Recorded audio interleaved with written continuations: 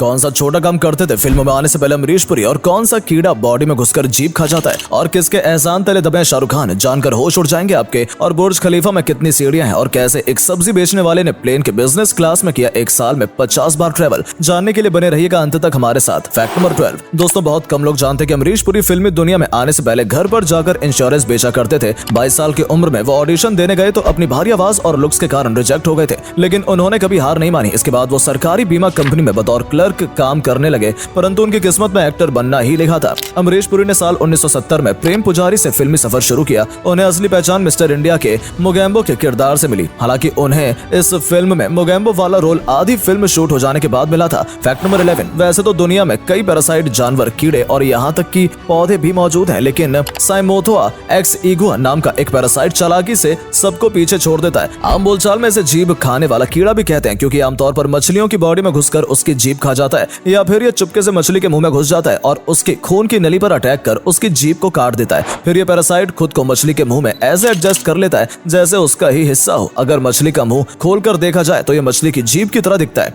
धीरे धीरे ये मछली का सारा खाना खुद खाने लगता है और आखिरकार कमजोर होकर मछली की जान चली जाती है। Fact number 10। दोस्तों, क्या आप जानते हैं कि क्यों प्लेन में बॉटल ले जाना बैन है? अगर मैं कहूं कि ऐसा किसी के पाकिस्तान जाने की वजह से हुआ था तो आप सोचेंगे कि ये कैसा लॉजिक है, पर आपको बता दें कि साल 2006 में यूके के एक आदमी पर इंटेलिजेंस की नजर थी, क्योंकि वो आदमी अक्सर पाकिस्तान जाया करता था। फिर जब उसके घर पर रेड पड़ी तो उसके बार बार आने जाने के पीछे का राज खुलकर सामने आया। असल में ये आदमी बॉटल की तरह दिखने वाला एक लिक्विड एक्सप्लोसिव बना रहा था, जो कि किसी खास तरह की चीज के कांटेक्ट में आते ही एक जोरदार ब्लास्ट कर सकता था, जिससे एयरप्लेन जैसी चीज भी चींटी की तरह हवा में टुकड़े टुकड़े हो जाती। और फिर तभी से सुरक्षा के लिए प्लेन्स में वाटर बॉटल कैरी करना बैन कर दिया गया। Fact number 9। शाहरुख खान ने कौन बनेगा करोड़पति शो में बताया था कि एक बार जब मैं मुंबई में नया था तब मैं किसी बड़ी मुसीबत में फंस गया था। मेरे बड़े लेवल पर झगड़ा हो गया था। मैं दिल्ली से बिलोंग करता था, इसलिए उस समय मेरी मदद के लिए कोई आगे नहीं आया, और उस समय मेरा कोई दोस्त भी नहीं था। मेरे घर वाले मेरे साथ नहीं थे, लेकिन तब संजय दत्त मेरे पास आए और बोले, अगर तुझे मुंबई में कोई हाथ भी लगाए तो मुझे बताना। तुझे जिंदगी में कुछ भी चाहिए तो मैं हमेशा तेरे साथ रहूंगा।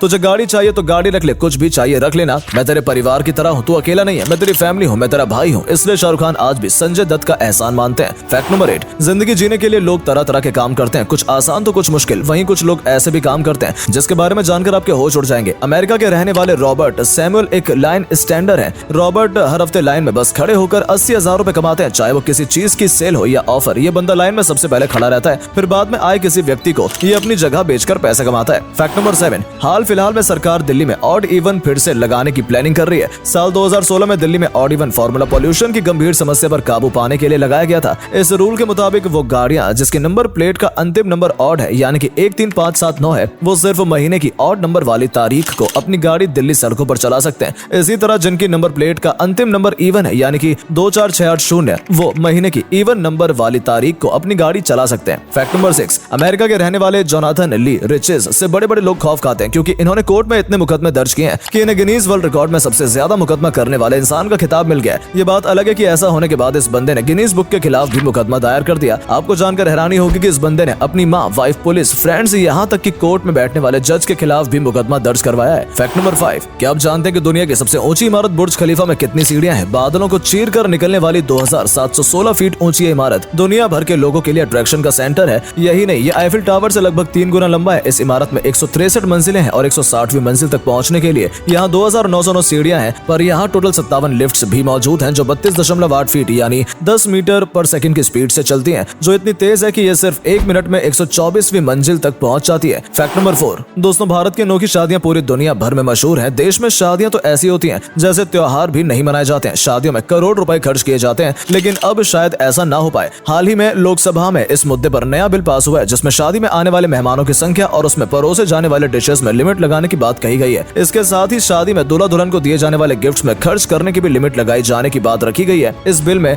ये प्रपोजल रखा गया कि दूल्हा और दुल्हन दोनों की तरफ से मेहमानों की संख्या 100 से ज्यादा नहीं होनी चाहिए, और शादी में परोसे जाने वाले खानों में 10 डिशेस से ज्यादा ना हो। इसके अलावा दूल्हा दुल्हन को 2500 से ज्यादा का गिफ्ट न दिया जाए। Fact number 3। दोस्तों, दुनिया के सबसे बड़ा लोकतंत्र हमारे देश भारत का नया पार्लियामेंट बनकर तैयार हो गया है। 28 मई को प्रधानमंत्री मोदी ने इसका इनॉग्रेशन भी कर दिया। लेकिन ऐसे में आपके मन में सवाल आ रहा होगा कि पार्लियामेंट की पुरानी बिल्डिंग का क्या होगा? तो दोस्तों, पुराने पार्लियामेंट से देश की कई यादें जुड़ी हैं। यही वो बिल्डिंग है जहां से देश का कॉन्स्टिट्यूशन लागू हुआ था, और यहीं से भारत के आज के विकास की यात्रा की कई कहानियां लिखी गई हैं। ऐसे में हमारे लिए इस बिल्डिंग का एक हिस्टोरिकल इंपॉर्टेंस बहुत ज्यादा है, इसलिए सरकार ने फैसला किया कि पुराने पार्लियामेंट हाउस की बिल्डिंग को तोड़ा नहीं जाएगा, बल्कि इसे प्रिजर्व करके रखा जाएगा और उसे म्यूजियम बनाकर विजिटर्स के लिए ओपन कर दिया जाएगा। फैक्ट नंबर 2, दोस्तों 2020 में यूपी पुलिस को एक इन्फॉर्मेशन मिली कि एक सब्जी बेचने वाला प्लेन के बिजनेस क्लास में साल में 50 बार से ज्यादा ट्रैवल कर चुका है। पुलिस ने जब उसे कस्टडी में लिया तो पता चला कि वो व्यक्ति सब्जी से ज्यादा शराब बेच रहा था। इस शराब सप्लाई करने वाले माफिया का नाम समर घोष था। बंदा रहता तो बंगाल में था, पर शराब बिहार में बेचता था। और वो प्लेन में इतनी बार ट्रैवल इसलिए कर रहा था क्योंकि पहली बार फ्लाइट में सफर के दौरान समर घोष की मुलाकात एक एयर होस्टेस से हुई थी, जिसे वो अपना दिल दे बैठा था। इसी वजह से समर ने पूरे 1 साल तक सिलीगुड़ी से दिल्ली तक बिजनेस क्लास में कई बार सफर किया। खबरों की माने तो वो अपने इस इरादे में कामयाब भी रहा और आखिरकार यूपी के बुलंदशहर की रहने वाली एयर होस्टेस ने उससे शादी भी कर ली। इस शराब माफिया की ये लव स्टोरी किसी फिल्मी कहानी से कम नहीं है। फैक्ट नंबर 1, दिल्ली से पटना जा रहे गो एयर के एक प्लेन में साल 2018 को एक ऐसी घटना घटी थी जिससे हर किसी की सांस अटक गई। दरअसल पहली बार हवाई यात्रा कर रहे करीब 20 साल के एक युवक ने टॉयलेट का गेट समझ हवाई जहाज का मेन गेट खोल दिया था। प्लेन नंबर G8 149 में बैठे लोग काफी डर गए थे। वो उस युवक को रोकने की कोशिश कर रहे थे और चिल्ला रहे थे। वहीं युवक गेट खोलने की कोशिश में लगा हुआ था। ये तो गनीमत रही कि हवा के दबाव के कारण गेट नहीं खुला और एक बड़ा हादसा होते होते टल गया।